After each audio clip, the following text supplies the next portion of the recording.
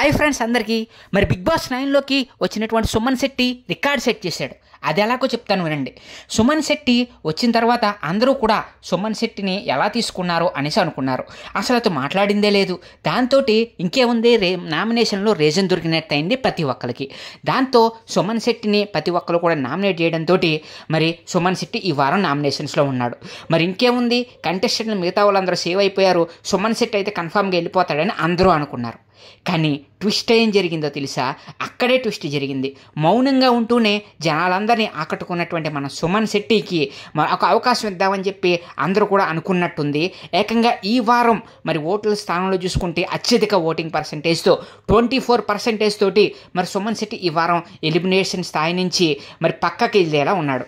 దీంతో ఈ వారం సుమన్ శెట్టి కనుక సేవ్ అయితే మరి ఆట ఏ రేంజ్లో ఉండబోతుంది అనేది అందరూ కూడా ఆలోచిస్తూ ఉన్నారు. మరి మీకేమనిపిస్తుంది సుమన్ శెట్టి గురించి కామెంట్ సెక్షన్లో కామెంట్ చేయండి. మా ఛానల్ సబ్స్క్రైబ్ చేసుకుని ఈ వీడియోని లైక్ చేసేయండి. Thank you friends.